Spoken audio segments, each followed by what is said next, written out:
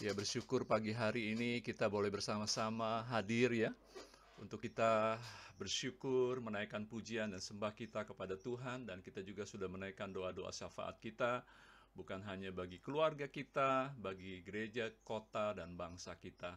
Kita percaya bahwa Tuhan pasti bekerja, dan biasanya Tuhan bekerja melalui doa-doa yang dinaikkan oleh umatnya. Nah, selamat datang bagi Bapak Ibu yang baru pertama kali hadir pada pagi hari ini. Jika Bapak Ibu ada uh, uh, yang ingin didoakan atau Bapak Ibu ingin konseling, ya boleh tulis nama di chat, nama dan nomor HP Bapak Ibu sekalian. Nanti tim co-host akan menghubungi Bapak dan Ibu. Ya, bersyukur pagi hari ini kita akan dilayani oleh seorang hamba Tuhan, ya, Bapak Pendeta Tony Mulya, Gembala Sidang dari Gereja Kristen Bersinar Elbeter, yang akan berbicara mengenai doa, ya. Selamat pagi, Pak Tony. Ya, selamat pagi Pak Budiman. Ya, sudah siap Pak ya? Oke, silakan Pak, langsung saja Oke, Pak. shalom para hamba-hamba Tuhan, pendoa jemaat Tuhan yang ada di Abalov ya. Shalom Ya Pak tadi Tony. diperkenalkan nama saya Tony Mulia. Saya lihat di sini ada Pak Billy yang saya kenal, Tila Saleh ya. Pak Antonius Shalom, Nathan, Pak Budiman. Pak Tony. Ya, saya akan bicara pagi hari ini tentang pentingnya berdoa ya. Seperti Daud berdoa ya. Jadi langsung saja mungkin saya ingin Bapak Ibu untuk melihat firman Tuhan di dalam Mazmur 57 ya. Tadinya saya mau pakai PowerPoint tapi rasanya nggak usah lah saudara, supaya kelihatan muka saya yang ganteng. Dalam Mazmur 57, saudara, ini ada perikop di mana Daud diburu musuh tapi ditolong Tuhan. Ya tentunya ditolong Tuhan karena dia punya prinsip. Dia punya prinsip kenapa dia doa, dia percaya ada Tuhan. Ya untuk itu saya ingin uraikan di sini tentang 4 prinsip Daud bagaimana dia diburu oleh musuh, tetapi bagaimana dia bisa ditolong oleh Tuhan. Ya. Yang pertama, saudara perhatikan ayat 1 dan 2, dikatakan begini, untuk pemimpin biduan, Mazmur 57 ya, menurut lagu jangan memusnahkan Miktam dari Daud ketika ia lari daripada Saul ke dalam gua.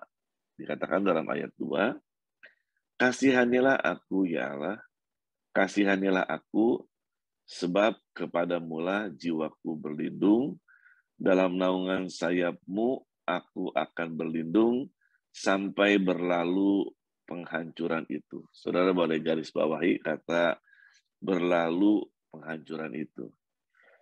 Daud meyakini bahwa prinsip yang pertama, dia percaya bahwa masa penghancuran itu akan berlalu, saudara. Artinya kalau mungkin bahasa sekarang, badai pasti berlalu, gitu. Ya, disebutkan berlalu penghancuran itu. Kenapa? Karena dia 6 kali hampir mati karena ditombak oleh Saul, pernah diburu oleh prajuritnya Saul, pernah dijebak untuk membunuh orang, ngambil kulit katan, dan menurut hitungan saya, ada 6 kali dia hampir dia dimatikan oleh Saul. Tapi dia selalu lolos, saudara. Bahkan 2 kali sebenarnya dia bisa membunuh Saul, tapi tidak dilakukan, saudara. Kenapa? Waktu dia diburu oleh Saul, dia masuk ke gua, dan di dalam gua yang gelap itu, Saul masuk ke situ, saudara, untuk buang air. Nah, tapi dia tidak bunuh itu Saul, walaupun bisa dia bunuh, dia hanya potong puncak jubahnya. Ya, lalu setelah Saulnya keluar, dia katakan, Saul, ini jubahmu aku potong lo puncak jubah. Kaget juga Saul. Mau diburu, mau memburu Daud, tapi Daudnya nggak bunuh dia gitu. Dan yang kedua kali, ketika dia diburu oleh Saul, Saulnya kecapean tidur, Lalu Daud diam-diam menghampiri Saul, mengambil tombak dan mengambil kendinya. Dari jauh dia bilang, ini Saul, kendi dan tombakmu gitu. Ya, padahal semua prajuritnya Daud bilang kalau bisa bunuh aja gitu supaya beres masalah itu. Tapi Daud tidak lakukan itu, kenapa? Dia percayalah badai itu pasti berlalu gitu. Masalah itu pasti berlalu. Dan saya ingin katakan di tempat ini buat semua yang mendengar firman Tuhan pagi hari ini, percaya saudara, badai itu pasti berlalu lah. Dan saya meyakini di tahun 2022 ini banyak persoalan yang mungkin belum selesai di tahun 2021 ya akan selesai di tahun 2022. Saya begitu meyakini karena bukan kebetulan Indonesia merdeka ulang tahun yang ke-77 tahun ini, saudara. Dan kenapa tahun 77? Ya dari tahun 45, saudara boleh hitung. Karena menurut saya suka hitung-hitungan angka, saudara. Tahun 45 itu tahun Semitah, sama dengan tahun ini adalah tahun Semitah. Tahun Semitah tahun ini adalah tahun 5782, dan angka 5782 bisa dibagi dengan 7, saudara. Angkanya 826. Jadi kira-kira sama dengan tahun 45. Itu kelipatan 7. Jadi merdekanya Indonesia itu pada tahun Semitah juga, pasti, saudara. Dan percayalah, tahun ini adalah tahun Semitah. Kalau Indonesia tahun 45 merdeka secara natural, secara alamiah, tahun ini Indonesia akan merdeka secara spiritual atau supranatural. Nanti saudara bisa lihat. Ya, saya percaya badai itu pasti berlalu. Amin, saudara. Daud punya prinsip itu, pertama. Yang kedua, saudara, dikatakan dalam ayat 3 dan 4, aku berseru kepada Allah yang maha tinggi, kepada Allah yang menyelesaikan bagiku. Boleh coret kata menyelesaikan bagiku. Kiranya ia mengirim utusan dari surga dan menyelamatkan aku. Mencela orang-orang yang menginjak-injak aku, kiranya Allah mengirim kasih setia dan kebenarannya, saudara. Prinsip yang kedua, Daud begitu yakin bahwa menghadapi masalah atau persoalan yang sedang dihadapi saat itu, dia yakin Tuhan akan menyelesaikan bagi Daud, saudara. Bahkan dia katakan Tuhan akan mengirim utusan dari surga, saudara, untuk menolong Daud, saudara. Ya, dan untuk juga menyelamatkan dia dari orang-orang yang mencela Daud, saudara. Ya, namanya masalah, saudara, adalah sesuatu yang lebih besar dari kemampuan kita. Persoalan adalah sesuatu yang besar dan tidak bisa kita tangani sendiri, itu namanya masalah. Kalau kecil ya nggak masalah, saudara. Kalau nggak masalah ya kita kerjakan sendiri aja. Nah, Daud menghadapi masalah yang besar, kenapa? Mertua sendiri mau bunuh dia, saudara. Dan dia tidak mau membunuh mertua dan seorang raja, ex-raja, orang yang diurapi Tuhan. Dia yakin bahwa Tuhan katanya akan menyelesaikan bagi Daud. Ya, bukan dia yang menyelesaikan, tapi Tuhan yang menyelesaikan bagi Daud. Dan hari ini juga saudara harap percaya menghadapi masalah saudara yang besar, itu Tuhan mampu loh menyelesaikan buat saudara. Ya, yang tahun ini punya masalah-masalah besar, saya meyakini bahwa Tuhan akan menyelesaikannya bagiku, bagimu juga, bagi saya juga gitu. Ya, ini prinsip Daud, saudara. Ya, dia tidak kekuatannya, tapi dia meyakini bahwa Tuhan akan menyelesaikan baginya. Dalam Mazmur 138 ayat 7 dan 8 ada satu lagu yang sering kali mungkin kita nyanyikan atau saudara hafal. Jika aku berada dalam kesesakan, Engkau mempertahankan hidupku ini, dan tangan kananmu menyelamatkan aku. Yesus akan menyelesaikan bagiku. Nah, lagu itu juga ditulis oleh Daud, saudara. Kalau kita berada dalam kesesakan, Tuhan mempertahankan hidup kita, dan Tuhan bukan cuma mempertahankan, tapi Tuhan akan menyelesaikan. Saya ulang lagi hari ini, saudara, dalam tahun ini, masalah-masalah besar yang tidak bisa saudara hadapi pada waktu yang lalu, dalam tahun ini Tuhan akan selesaikan bagimu. Itu dua prinsip pertama, kenapa Daud bisa ditolong Tuhan ketika diburu musuh. Nah, prinsip yang ketiga, kita lihat ayat yang ke-5 sampai dengan ke-7, dikatakan begini, saudara. Ya, semoga saudara buka Alkitabnya ya. Aku terbaring di tengah-tengah singa yang suka menerkam anak-anak manusia, yang giginya laksana tombak dan panah, dan lidahnya laksana pedang tajam. Daud katakan, tinggikanlah dirimu mengatasi langit, ya Allah, biarlah kemuliaan-Mu mengatasi seluruh bumi. Mereka memasang jaring terhadap langkah-langkahku, ditundukkannya jiwaku. Mereka menggali lubang di depanku, tetapi mereka sendiri jatuh ke dalamnya, saudara. Prinsip yang ketiga, Daud tidak ingin kehilangan damai sejahtera ketika masalah itu menghimpit dia. Daud tidak kehilangan damai sejahtera ketika persoalan yang besar itu mengelilingi dia, saudara. Tidak mau kehilangan damai sejahtera, saudara. Kehilangan damai sejahtera itu bukan pada waktu saudara punya uang banyak, punya kesenangan banyak. Damai sejahtera itu bukan itu, saudara.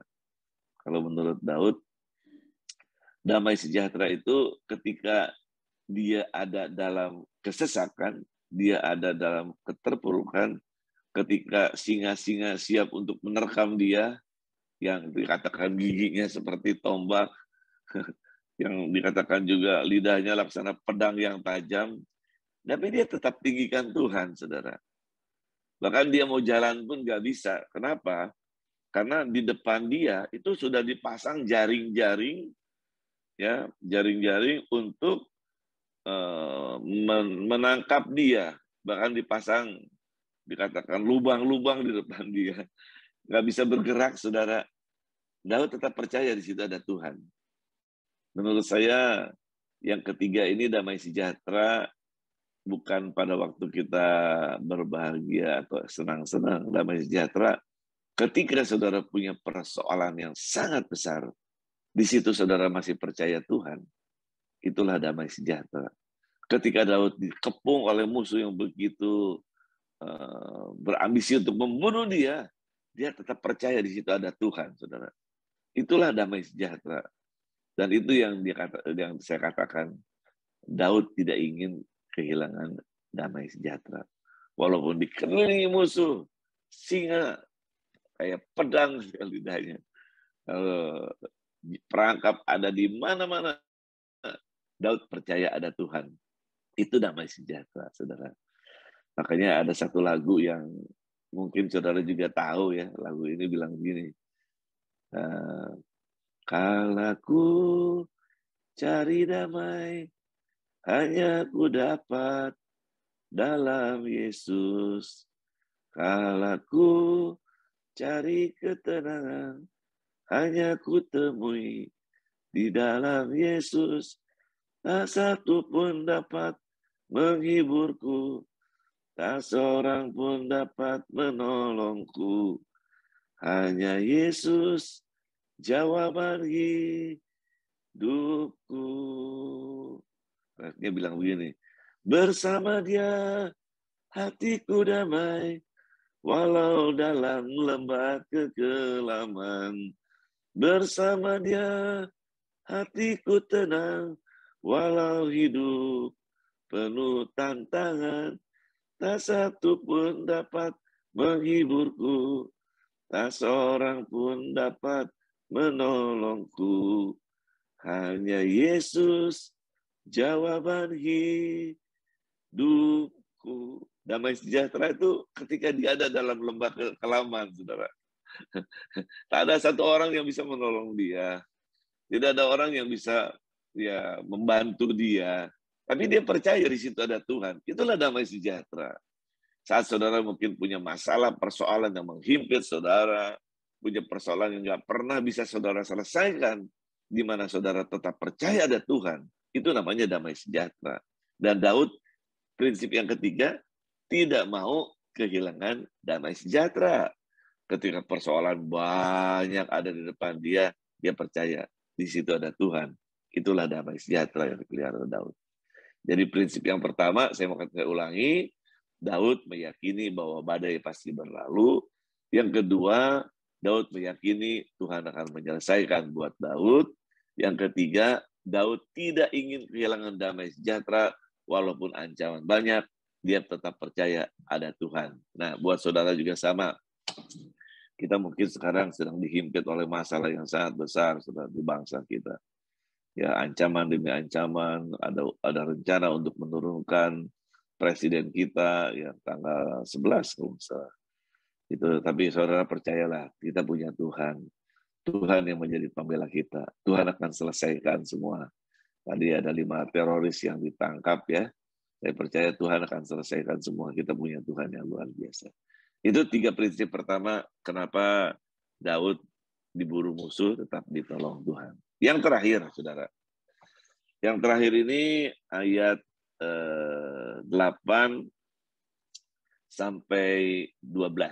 Dikatakan begini. Hatiku siap ya Allah, hatiku siap. Aku mau menyanyi, aku mau bermazmur. Bangunlah hai jiwaku, bangunlah hai gambus dan kecapi, aku mau membangunkan fajar. Ya, membangunkan fajar itu doa pagi lah seperti sekarang ini ya. Aku mau bersyukur kepadamu di antara bangsa-bangsa ya Tuhan. Aku mau bermazmur bagimu di antara suku-suku bangsa, sebab kasih setiamu besar sampai ke langit, dan kebenaranmu sampai ke awan-awan. Tinggikanlah dirimu mengatasi langit, ya Allah. Biarlah kemuliaanmu mengatasi seluruh bumi. 4 ayat ini menjadi satu prinsip Daud. Daud tidak meninggikan masalah, tapi Daud tetap meninggikan Tuhan. Daud mengandalkan Tuhan lebih daripada Daud mengandalkan kekuatannya sendiri, atau kekuatan apapun. Ini penting, saudara, yang keempat. Tinggikan Tuhan. Jangan tinggikan masalah. Terlalu banyak orang sekarang yang meninggikan masalah, saudara. Waktu punya persoalan, tolong doakan di grup ini, di grup ini, di grup ini. Tolong doakan, tolong doakan. Ya, salah nggak minta didoakan? Nggak salah. Tapi harus kepada tempat yang benar, saudara. Hanya kalau kita punya masalah, kita minta didoain kemana-mana, saudara. Akhirnya yang jadi besar itu masalahnya, bukan Tuhannya, saudara. Saudara pikir semakin banyak orang yang mendoakan, semakin jadi benar. Nggak benar juga, jadi gosip kadang-kadang. Ya, nggak salah kalau minta di koran Dio ini, di saudara didoakan, nggak salah, saudara. Tapi jangan nyebar kemana-mana lah, ya. Yang harus ditinggikan tetap Tuhan Yesus. Yang Tuhan mau Yesus ditinggikan. Makanya ada satu lagu juga bilang, tinggikan dirimu mengatasi langit. Ya, jadi tinggikan dirinya Tuhan. Tinggikan dia lebih daripada tinggikan masalah, saudara. Karena saya percaya menghadapi masalah, saya ulang lagi, hanya Tuhan yang bisa menyelesaikan bagi kita semua, saudara. Saya mau kasih kesaksian, memasuki tahun 2022 ini, artinya di akhir tahun 2021, saya mengalami masalah yang menurut saya cukup pelik juga lah, saudara. Kenapa? Saya punya 3 anak, 1 di Australia, di Melbourne, sudah punya cucu, 2 di sana. Terus anak saya kena COVID, saudara. Kena COVID, lalu cucu saya juga kena COVID lagi di Australia. Saudara. Rasanya mau ke sana pengen tolong, nggak bisa. Aduh, ya Tuhan kok begini amat gitu, nggak bisa ke sana. Rasanya sedih punya anak dua, anak-anak cucu dua gitu. Lebih sayang cucu sih. Lalu punya anak sakit di sana nggak bisa tolong, nggak bisa bantu. Kenapa Tuhan izinkan masalah ini terjadi? Lalu dua anak saya laki-laki, dua-duanya usahanya tiba-tiba kolaps sedikit lah. Kenapa dia jualan obat, tapi obatnya ngedrop karena COVID mulai ngedrop, saudara. Jadi nggak jalan, nggak lancar usahanya. Loh Tuhan, kenapa anak saya kena COVID? Udah gitu usahanya, maksudnya anak saya kena COVID, anak saya yang laki kena masalah dengan keuangan. Kenapa Tuhan izinkan itu terjadi? Dan belum selesai itu, maksudnya tanggal 14 Desember, istri saya punya masalah dengan di bawah perutnya, di rahimnya, saudara. Itu ada tadinya cuma gatal-gatal, digaruk-garuk, semua nggak sembuh dalam 1 tahun. Akhirnya waktu harus dibiopsi, ternyata prakancer, saudara. Waduh, saya bilang prakancer nih. Bagaimana nih, operasinya mahal, belum nanti kemonya segala mahal. Dan buat saya masalah. Dan tanggal 14 harus mengalami operasi. Kenapa masalah besar begini? Lalu yang terakhir, saya bulan Januari, saya kena COVID yang kedua kali, saudara. Saya S2 nih, saudara. Yang pertama tahun 2020 bulan Maret ketika bikin acara di Abalef, ternyata saya kena COVID. Yang ini yang terakhir saya kena COVID lagi. Makanya kalau saya dulu waktu muda ada filmnya Roy Martin sering ngomong gini Roy Martin, maka genaplah penderitaan kita gitu. Penderitaannya sempurna, saudara. Tapi saya percaya Mazmur 34 ayat 20 mengatakan begini, saudara. Kemalangan orang benar itu banyak. Bukan sedikit tuh kemalangan orang benar itu banyak. Tetapi Tuhan melepaskan dia dari semuanya itu. Saya percaya kalau Tuhan izinkan itu terjadi, pasti Tuhan punya rencana. Dan puji Tuhan, di bulan Desember, anak saya yang di Australia sembuh, lalu cucu saya juga sembuh, lalu usaha dari anak saya mulai tiba-tiba berkembang kembali karena COVID merebak, banyak orang perlu obat, jadi anak saya bawa obatnya dari Australia, saudara. Perlu obat dan meledak lagi, bangkit lagi. Lalu istri saya yang dioperasi katanya kanker, sudah dibiopsi, dia kanker waktu dioperasi 11 jam operasinya, saudara. Lalu dipindahkan ke kaki, dari kaki pindahkan ke bawah lagi, operasi 18. Lalu hasilnya, saudara, dari operasi itu ternyata kankernya hilang, saudara. Nggak ada. Jadi nggak perlu kemo. Jadi saya percaya ini karena Tuhan, saudara. Tuhan izinkan. Kalau Tuhan izinkan, ya saya percaya Tuhan akan juga melepaskan kita, menyelesaikan buat kita. Dan yang ketiga, saya sendiri mungkin kena COVID paling cepat di Indonesia, saudara. Kenapa? Saya di swab itu karena saya punya alat swab positif. Lalu di saya PCR positif juga, saudara. Lalu 2 hari kemudian saya swab lagi negatif. Lalu saya PCR lagi negatif. Jadi saya kena COVID yang terakhir ini cuma 2 hari, mungkin tercepat di dunia, saudara. Nggak, batuknya udah beres, semua udah beres. Saya yakin bahwa Tuhan menolong saya. Tuhan nggak tinggalkan saya. Dan saya yakini bahwa Daud ditolong Tuhan, saya juga ditolong Tuhan. Saudara semua juga pasti ditolong Tuhan.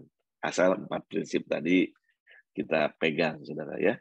Bahwa badai pasti berlalu, Tuhan akan selesaikan bagimu, bagiku.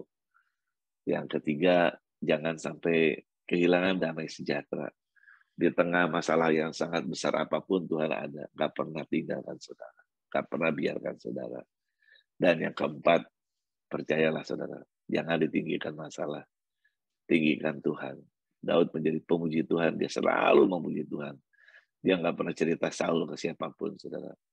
Dia percaya Tuhan akan menolong dia. Tuhan menolong saya, dan Tuhan juga akan menolong saudara. Demikian firman Tuhan, saya akan berdoa untuk firman Tuhan pagi ini. Bapa, terima kasih untuk kebenaran firman-Mu. Kami percaya seperti Daud diburu oleh musuh, tetapi ditolong Tuhan. Hamba pun diburu masalah, ditolong Tuhan. Hamba meyakini setiap orang yang ikut pada Zoom ini, mereka walaupun diburu oleh masalah, oleh persoalan, tapi mereka akan ditolong oleh Tuhan. Meteraikan firman-Mu pada loh hati kami masing-masing. Dalam nama Tuhan Yesus kami berdoa. Haleluya. Amin. Saya kembalikan Pak Budiman. Ya, amin. Terima kasih Pak Tony Mulya untuk sharing firman-Nya pada pagi hari ini. Ya, jadi Bapak Ibu saudara-saudara, kalau kita mendengar apa yang disampaikan Pak Tony ya, tentang Raja Daud, ya, kayaknya memang setiap kita, ya bukan hanya Raja Daud atau Pak Tony Mulya, tetapi setiap kita memiliki masalah di dalam hidup gitu ya. Dan tadi Pak Tony sampaikan kalau Pak Tony memang dari dulu kalau saya melihat khotbah-khotbahnya gitu selalu ada hitung-hitungan angka ya. Ya seperti itu. Tadi dikatakan bahwa tahun ini masalah apa yang kita hadapi selesai tahun ini. Nah, saudara punya iman itu enggak untuk kita dapat mencapainya bersama dengan Tuhan. Nah, Bapak Ibu saudara-saudara yang ingin bertanya bisa langsung ya chat atau langsung unmute atau raise hand ya. Sambil menunggu saya ingin bertanya nih Pak Tony. Kalau kita lihat cerita Daud ya, saya pernah ngobrol sama istri saya. Nih Daud ini kayaknya walaupun memang dia intim, dekat dengan Tuhan gitu ya. Tapi kalau kita baca ya dari Mazmur 1 sampai ya sekian lah ya, itu masalah begitu besar, diburu mertua, diburu anak, mau dibunuh oleh anak sendiri, itu hal-hal yang mungkin untuk pemikiran kita saat ini kayaknya nggak masuk akal gitu ya. Itu mertua mau bunuh, lalu anak sendiri mau bunuh gitu ya. Tetapi, nah kalau saya melihat eh, orang yang intim, dekat dengan Tuhan pun, ya bukan berarti Tuhan selalu lepaskan atau nggak ada masalah dalam hidup. Ya, kalau kita lihat misalnya Daud pada saat dia ada di Gua Adulam, dia berkumpul dengan penjahat-penjahat yang berapa ratus orang, bahkan dia menjadi pemimpinnya gitu ya Pak Tony ya. Ya, Ya, eh, mengapa gitu hal itu kok bisa terus terjadi ya Pak Tony ya? Padahal dia kan itu intim sekali dengan Tuhan. Demikian Pak Tony. ya, tadi kan di Mazmur 34 ayat 20 mengatakan kemalangan orang benar itu banyak, tapi Tuhan menyelesaikan. Karena Daud akan dipersiapkan menjadi raja. Orang yang dipersiapkan menjadi raja tentunya harus mengalami banyak masalah dulu, Pak. Ya nggak semudah itu. Ya, Daud pun masalahnya banyak, bukan banyak banget gitu. Dan bukan cuma Daud, seperti Yakub misalnya. Ya, Yakub mungkin Yusuf, Pak. Yakub juga sama ya. Sebelum dia menjadi raja, tentunya dia punya masalah yang banyak, saudara. Ya, misalnya Yusuf itu sampai harus dimasukin di sumur, kerja sama orang difitnah, masuk penjara, nggak dianggap, tapi akhirnya menjadi orang nomor 2 di kerajaan gitu, maksudnya di Mesir ya. Yakub juga sama lah ya. Saya pikir Daud juga sama ya. Masalah-masalah itulah untuk pembekalan nanti pada waktu menjadi raja, dia punya kebijaksanaan yang baik, saudara. Makanya saya lihat pergantian raja itu dari Daud ke Salomo ya. Itu Daud masih hidup, saudara. Ketika Daud masih hidup, kerajaannya udah diserahkan sama Salomo. Yang lain biasanya mati, raja diganti anaknya. Nah, tapi Daud enggak. Daud masih hidup, tapi kerajaannya diserahkan kepada anaknya. Dan itulah dia membangun Tabernacle of David, membangun pondok Daud. Dan karena Daud menjadi bapak, menjadi penopang buat anaknya, makanya anaknya bisa melejit Salomo sampai terkenal di seluruh dunia, saudara. Sampai hikmat luar biasa tuh turun sama dia itu karena bapak, karena father ya. Saya yakin Abba tuh father heart ya. Bicara selalu father and son. Karena ada bapak yang masih jalan dengan anak, itulah seorang Daud, saudara. Yang lain mati baru jadi raja, tapi Daud masih hidup. Mengangkat Salomo menjadi raja, saudara. Itu yang luar biasa. Dan tentunya Daud punya pengalaman penderitaan yang sangat besar yang membuat dia memberikan hikmat buat anaknya ya. Saya pikir itu Pak Budiman ya. Ya, thank you Pak Tony Mulya. Silakan Bapak Ibu, saudara-saudara langsung unmute saja.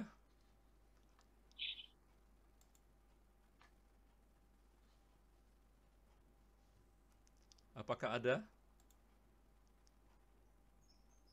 Shalom, Pak Ya, Tony shalom. Mulya. Ibu Susi, silakan. Ya, Shalom Bu Susi. shalom. Saya mau nanya, kalau saya tuh ininya tertanam, saya tuh kalau saya tidak taat, terus saya melakukan kesalahan, terus saya dapat masalah, gitu. Terus jadinya di otak saya tuh sudah tertanam, saya tuh harus taat, mengikuti Yesus sungguh-sungguh, menyenangkan Dia, jangan suka mengecewakan gitu. Terus hidup saya tuh lancar, nggak ada hal ini.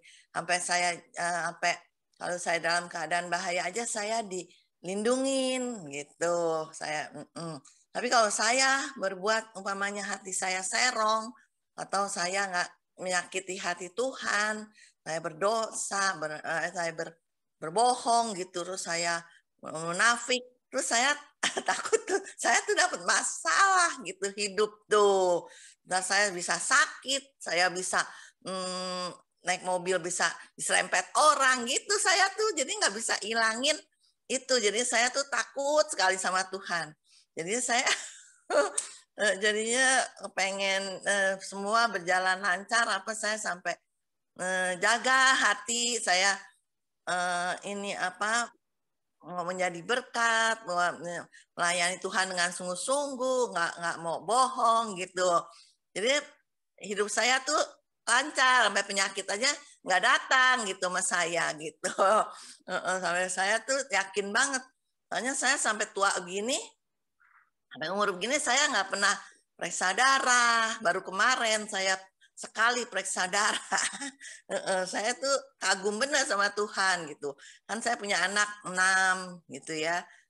Terus jadinya mantu ada 5, cucu ada ini. Terus saya lihat penyertaan Tuhan sempurna. Jadi saya makin ini, kan ada firman-Nya, jagalah hati dari segala kewaspadaan. Karena dari situlah timbul dari situ terpancar kehidupanmu. Jadi saya tuh nggak mau berbuat jahat, nggak mau mengecewakan Tuhan gitu, selalu nggak mau pura-pura gitu, supaya hidup saya supaya damai sejahtera, aman gitu. Nah, tetapi nggak bisa dihilangin, soalnya kayak Daud banyak masalah, terus ini karena dia berbuat dosa, udah Tuhan pilih jadi raja, dia bisa ini ambil istri orang gitu. Terus makanya jadi banyak masalah. Terus dia bisa nyuruh yang kata itu tuh perang ditaruh di depan biar meninggal, istrinya diambil gitu. Jadi saya nggak mau gitu melakukan yang itu, nggak ngumpet-ngumpet gitu. Tapi biar Tuhan tuh terus penyertaannya sempurna, berkatnya ajaib ya gitu. Jadi saya itunya jadi takut sama Tuhan, takut sekali jadinya.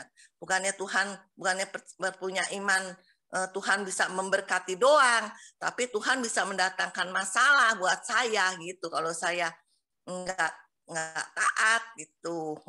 Ya, iya, makanya otak saya adanya situ nggak bisa dihilangin ya. Gitu. Ya, baik Bu Susi, terima kasih. Ya, teruskan kalau memang ya kita benar, ya Tuhan memberikan kita hadiah kebenaran, ya itu puji Tuhan. Ya, memang kalau Daud ya dia udah benar pun ada masalah sebelum dia berzina juga. Dia udah benar loh mau bunuh Goliat gitu ya. Tapi dia diburu masalah. Ya, jadi kadang-kadang kita udah benar pun kita tetap dikasih masalah sama Tuhan. Ya puji Tuhan kalau bisa seperti Bu Susi, hidup benar, hasilnya benar, ya teruskan saja Bu ya. Saya rasa Tuhan mau begitu. Daud itu memang juga pernah masalah, tapi dia bertobat. dalam pertobatannya, ya Tuhan melihat hatinya begitu luar biasa. Karena banyak orang yang salah sekarang nggak bertobat loh. Pendeta-pendeta bersalah nggak bertobat, tapi Daud bertobat, dia cepat minta ampun sama Tuhan, bahkan dia puasa, nggak mau rapi rambutnya, semua, tapi dia pertobat, yang Tuhan lihat tuh pertobatannya ya. Dan tidak ada di dunia orang yang lebih dikasih Tuhan, katakan, kecuali Daud. Ya, itu luar biasa. Tapi ya dia walaupun nggak salah, tetap aja kasih masalah sama Tuhan.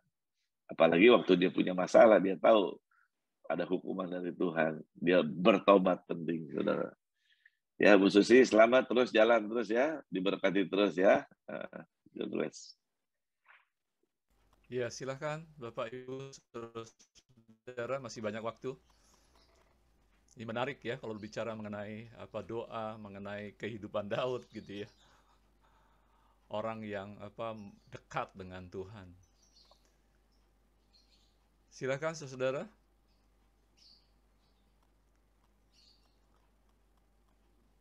Nah, Pak Tony, sambil menunggu ya tadi seperti yang dikatakan Ibu Susilawati ya, mengenai Daud ini ya.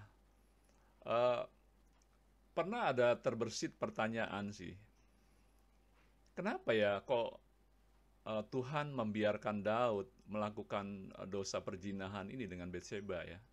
Karena kalau kita baca efeknya gitu, itu sangat-sangat luar biasa. Dikatakan bahwa waktu Nabi Nathan menegur dia, bahwa pertumpahan darah itu nggak akan habis dari keturunannya. Kenapa ya Pak? Ya, karena menurut saya, dari catatan saya, itu Daud itu punya dosa keturunan, Pak. Dosa keturunan. Jadi Abraham itu bukan cuma menurunkan berkat, Abraham, Ishak, Yakub semua turun. Berkatnya turun, tapi Abraham juga menurunkan kutuk. Kutuk artinya Abraham juga berdosa, pernah menjual istri, saudara. Ya, istrinya diserahkan Fir'aun, dan akhirnya anaknya Ishak juga pernah mau serahkan istri juga. Dan dari situ anak ya kawin pada nggak benar tuh sampai Daud. Punya istri Daud tuh 17 istrinya. Udah punya 17, dia ambil juga istri orang. Jadi hidup dalam kutuk masih. Ya. Dan anak Daud itu istrinya nggak kira-kira lagi. 700, saudara. Uniknya 300. Lalu dia punya anak Rehabeam, istrinya juga 18. Jadi carut marut tuh ada gitu. Jadi berkat turun, ya kutuk turun, dan tidak ada satu orang yang bisa memutuskan kutuk, baik raja, imam, nabi, nggak ada. Kecuali pada generasi yang ke-41 Yesus. Dia mati dengan di kayu salib, dia bilang, aku patahkan semua kutuk. Kutuk dari Abraham, semua dipatahin sama Yesus. Jadi ya semua raja seperti Daud juga nggak lepas dari kutuk. Jadi dia hidup masih dalam kutuk juga, dan kutuk itu tidak membawa orang ke neraka loh. Kutuk itu cuma membuat kita jadi susah di bumi, saudara. Yang bisa membawa orang masuk surga adalah Tuhan Yesus. Ya, kita dosa seperti apa, saat percaya Tuhan Yesus kita lakukan seperti Ibu Susilawati, pasti masuk surga. Ya, tapi kalau putus dari kutuk, ya kebetulan saya mempelajari jauh tentang memutuskan kutuk. Kalau kita udah putus, ya kita nggak bakal berbuat dosa lagi. Kenapa sekarang pendeta banyak ada lah, nggak banyak yang berbuat dosa, karena belum putus dari kutuk. Tapi kalau kita sudah putus, kita kan benci dosa. Kita nggak mau toleransi lagi sama dosa. Ya, saya pikir ya itu mungkin dari saya. Oke, berarti karena ada kutuk itu ya, jadi masih jalan. Ya memang Daud sendiri istrinya banyak juga ya sebetulnya. Sampai ada 18. hal yang dari firman Tuhan itu yang dia bilang bahwa istri-istrimu akan ditiduri di muka umum gitu ya. Oh, itu hal yang sangat-sangat mengerikan sebetulnya yang terjadi ya. Iya. Oleh anaknya lagi. Oleh anaknya sendiri ya. Oke, Pak. Thank you, Pak. Silakan Bapak Ibu, saudara-saudara. Jangan biarkan saya sendiri yang bertanya kepada Pak Tony. Silakan Pada Bapak takut Ibu kayaknya, juga. Pak.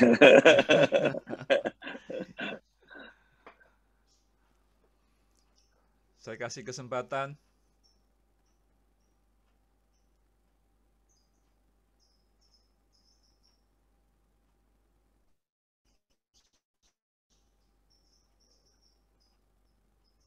Wah, ini diam semua nih kelihatannya nih.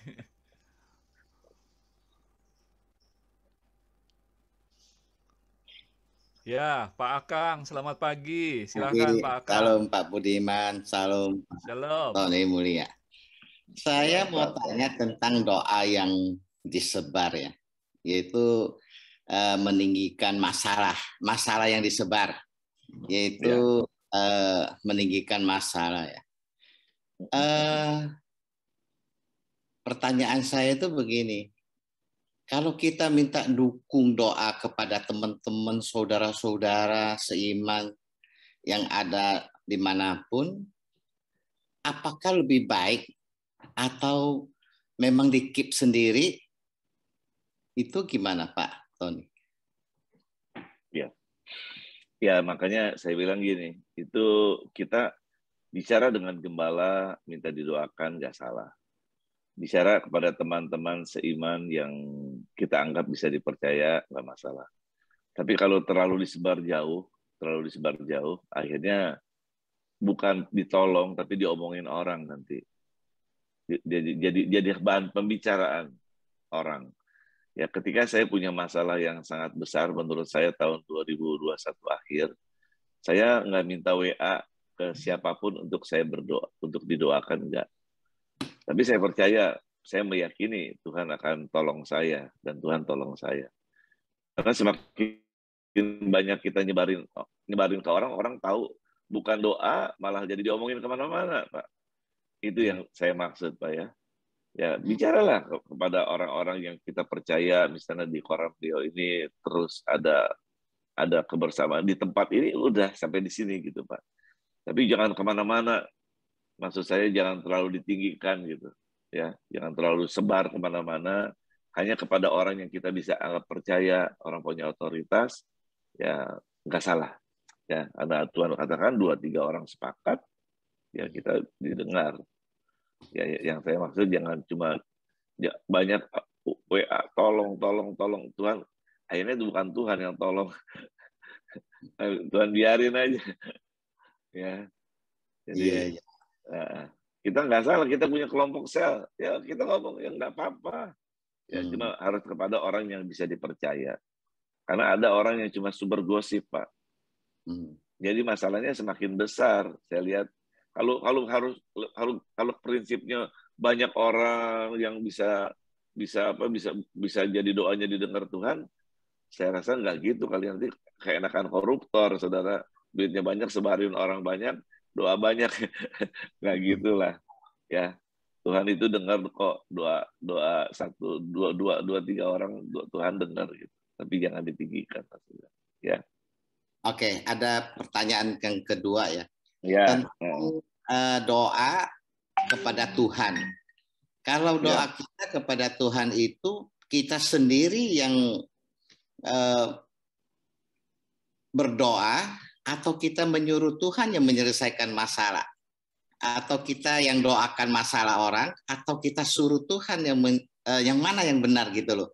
Contohnya gini Pak Pendeta ya, Tuhan sembuhkan dia, Tuhan rubah orang ini, Tuhan lepaskan orang ini dari kutuk. Atau kita sendiri yang doakan, aku doa di dalam nama Yesus, aku lepaskan kutuk ini. Atau gimana cara doa yang benar gitu loh Pak Pendeta? Ya, tentunya semuanya kan Tuhan. Jadi kita nggak punya kuasa ya. Tangan saya ini nggak punya kuasa, Tuhan yang punya kuasa. Makanya mungkin pernah ada satu ayat bilang gini ya, pada waktu kamu datang ke rumah orang, kamu beri salam gitu ya. Kalau salammu diterima ya udah, salamnya itu diterima. Salam itu shalom. Shalom itu berkat Tuhan turun, saudara. Kalau kita datang ke rumah orang, tapi kalau orang itu nggak benar katanya, shalom itu akan kembali ke kita. Betul nggak? Kalau orang itu nggak layak menerima, itu akan kembali. Makanya soal doa, kita sebanyak mungkin kita berdoa bagus. Malahan kita doakan orang yang nggak benar juga bagus, saudara. Supaya apa? Supaya kita diberkati. Kalau orang nggak benar kan nanti doanya balik ke kita, saudara. Kalau orang benar dia layak menerima, ya udah buat dia. Nggak salah juga sih. Jadi ingat loh, yang punya kuasa adalah Tuhan, bukan kita. Tangan kita nggak punya kuasa apapun. Ya, hari ini banyak orang salah bahwa seolah-olah tangan kita yang punya kuasa. No. Ya, kita doa biar kehendak Tuhan yang jadi. Ya, kita waktu bilang shalom, kita bilang Tuhan, damai sejahtera Tuhan turun buat dia gitu. Atau kita doakan dia, waktu kita doakan dia supaya kehendak Tuhan yang jadi atas dia gitu. Jadi kita sama sekali kita nggak punya kuasa, kita seperti pipa yang kosong, Pak. Ya, jadi berkat itu harus dari Tuhan, Pak. Kita udah doa kesembuhan, ya biar Tuhan yang kehendak Tuhan yang jadi. Kita boleh beriman, Tuhan saya percaya nih sakitnya akan sembuh. Tapi note-nya bilang, tapi kehendak Tuhan yang jadi. Jadi bukan kita yang punya kuasa, Tuhan yang punya kuasa. Ya, jadi aku patahkan kutuk nggak salah, ya demi nama Tuhan Yesus kan Tuhan suruh kita mengucapkan itu. Tapi ya semuanya karena kalau Tuhan berkenan, saudara. Kalau Tuhan nggak berkenan ya tetap aja ada ya. Dan kita harus makanya doanya harus dengan firman Tuhan. Speak with the word. Bicara dengan firman, doa dengan firman. Pasti benar gitu. Dan semuanya kehendak Tuhan. Ya. Jadi bukan kita yang matahkan, Pak. Kita cuma alat aja, kita cuma hamba. Kita cuma alat di tangan Tuhan. Ya. Ya. Maksud saya kata-kata kita gitu loh Pak Pendeta. Cara doa dengan kata-kata, kita perintahkan Tuhan yang sembuhkan, atau kata-kata kita yang mengatakan, aku contoh ya, misalnya kalau ada seorang sakit gitu ya, ada orang udah sakit datang, lalu doa kita itu kata-katanya begini, Tuhan, aku berdoa, Tuhan sembuhkan dia, Tuhan bangkitkan dia, atau lebih baik, aku berdoa Tuhan, aku hancurkan penyakitnya di dalam nama Yesus. Atau mana yang lebih baik itu loh Pak Pendeta? Apakah kata-kata kita yang keluar atau kita menyuruh Tuhan gitu yang menyembuhkan? Ya tadi sih kata-katanya dua-duanya baik juga. Ya kalau penyakit kita harus patahkan ya. Kehendak Tuhan yang kehendak Tuhan juga minta Tuhan juga nggak salah juga. Tuhan sembuhkan, tapi harus kehendak Tuhan yang jadi gitu. Bukan menyuruh Tuhan ya, Pak. Bukan menyuruh Tuhan. Kita kan diberi otoritas juga sama Tuhan untuk mengusir iblis, untuk menginjak kekuatan musuh kan. Iya. Ya kan, kekuatan musuh aku injak, aku patahkan, aku hancurkan demi nama Yesus. Pakai iman Kristus. Ya, tapi kembali jangan nganggap Tuhan kayak jadi pembantu kita gitu. Tuhan, tolong mobil saya jagain ya. Emangnya Tuhan satpam. Saudara percaya aja mobil pasti Tuhan jaga gitu. Semua Tuhan jaga. Asal hubungan kita baik dengan Tuhan, perlindungan Tuhan tuh real menurut saya. Ya. Dua-duanya benar, Pak. Dua-duanya benar ya. Oke. Benar. Dua-duanya boleh ya. Oke. Boleh. Terima kasih Pak Pendeta Tony. Tapi harus kehendak Tuhan yang jadi ya. Ya. Oke, silakan Ibu Esther mungkin sudah menyalakan video, ada pertanyaan?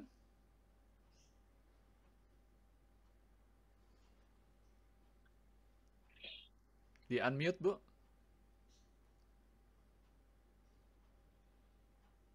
Esther mana nih? Esther Worong. Bukan. Esther Worong kayaknya nggak kelihatan nih. Apakah lagi ada? Lagi di Balikpapan dia. Di IKN dia kemarin ya? Iya. Apakah ada lagi terakhir Bapak Ibu? Nah, Ya, video Silakan. khotbah hari ini, jadi apa yang disampaikan Pak Tony Mulya nanti bisa dapat dilihat di channel YouTube Ya habis itu udah Discipleship ID. gelap saya punya HP. Ya, jadi kita bisa lihat bukan hanya hari ini tetapi yang lalu-lalu, yang khotbah-khotbah yang lalu dari apa yang kita dengar di Mesbah Koramdio ini ada di channel YouTube Discipleship ID. Masih ada? Vera, unmute, apakah ada mau sampaikan sesuatu?